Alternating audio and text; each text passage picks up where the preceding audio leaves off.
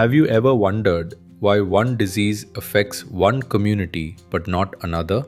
Why dengue cases suddenly rise after the monsoon? Or why some hospitals report more stroke patients than others? Before doctors can treat a disease and researchers can find its cause, someone has to answer three simple questions. Who is getting the disease? Where is it happening? And when is it happening? That's exactly what descriptive epidemiology does. In this video, we'll understand the foundations of descriptive epidemiology, the different study methods, and how epidemiologists use simple observations to generate ideas that later become scientific evidence. Let's begin.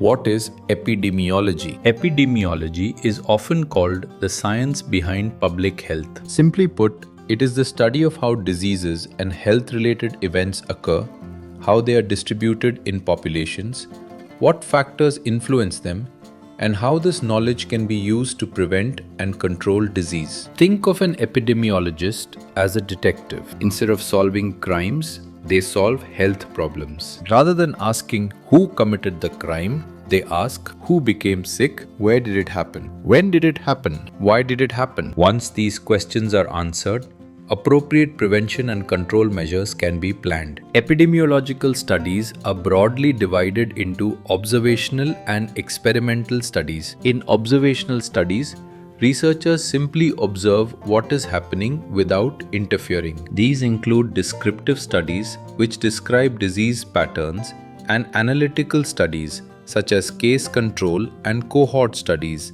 which test whether an exposure is associated with disease. In experimental studies, the researcher actively introduces an intervention. Examples include randomized controlled trials, where one group receives a treatment while another does not, as well as field and community trials that evaluate preventive interventions. Think of it this way. Observational studies ask, what is happening? Experimental studies ask, does this intervention work? Descriptive epidemiology is the first step in investigating any health problem. Its main purpose is not to identify the exact cause of disease. Instead, it carefully describes disease occurrence to generate possible explanations or hypotheses that can later be tested using analytical or experimental studies. You can remember this simple sequence. Observe first, think next,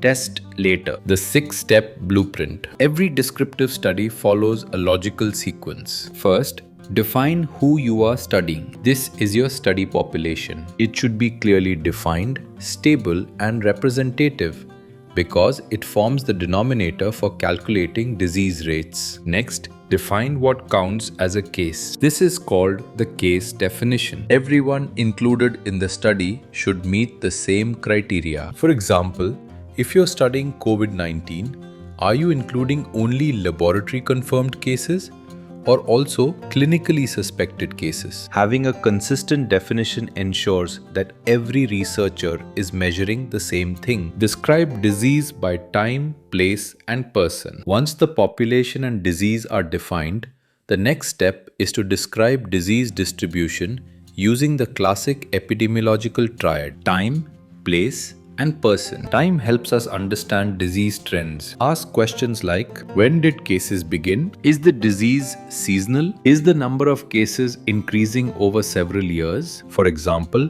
influenza usually peaks during certain seasons, while lifestyle diseases such as diabetes have steadily increased over decades. Next comes place. Where are cases occurring? Are they concentrated in one village, one hospital, one country? Mapping disease helps identify environmental or geographical risk factors. A famous example is John Snow's cholera investigation, where mapping cases around a contaminated water pump helped identify the source of the outbreak. Finally, describe the disease according to person characteristics. Who is affected? Is it more common in children or older adults? Does it differ between males and females? Is occupation playing a role? For example, physiotherapists may experience work-related musculoskeletal disorders, while healthcare workers may have higher exposure to infectious diseases. These observations often provide important clues about disease causation. One useful tool in descriptive epidemiology is the epidemic curve, which shows the number of new cases over time. Different shapes tell different stories. A point source epidemic has one sharp peak. Everyone is exposed at almost the same time, such as during food poisoning after a wedding meal. A continuous common source outbreak rises gradually and stays elevated because exposure continues. For example, contamination of a community water supply. An intermittent common source outbreak produces multiple separate peaks because exposure occurs repeatedly. Finally, a propagated epidemic spreads from person to person, producing successive waves of cases, as seen with many respiratory infections. Simply by looking at the epidemic curve, epidemiologists can often predict how a disease is spreading. Descriptive epidemiology commonly uses two study designs. A cross-sectional study is like taking a photograph. Information is collected at one point in time. These studies measure prevalence, which tells us how many people currently have a disease. They're relatively quick, simple, and useful for estimating disease burden. A longitudinal study, on the other hand, is like recording a movie. The same individuals are followed over time. These studies measure incidence, meaning the number of new cases that develop. Although they take more time and resources,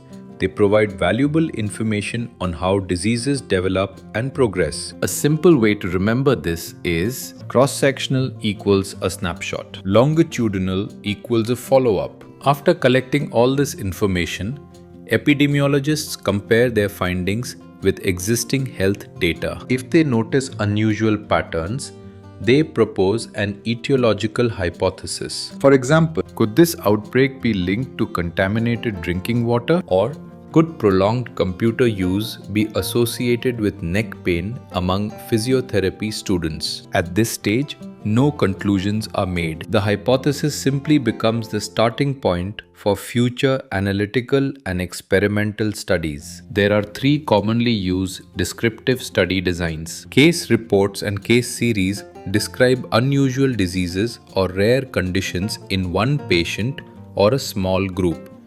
They often provide the first warning about emerging diseases. Cross-sectional studies measure disease frequency in a population at one point in time and are commonly used to estimate prevalence. Ecological or correlational studies compare disease patterns across different populations rather than individuals, helping generate hypotheses at the population level. Each design has strengths, but together they provide the foundation for understanding disease distribution. Let's quickly recap. Descriptive epidemiology is the starting point of every epidemiological investigation. It tells us who is affected, where disease occurs, and when it happens. It begins with defining the population and establishing a clear case definition. Disease is then described according to time, place, and person, often using epidemic curves and descriptive study designs such as cross-sectional,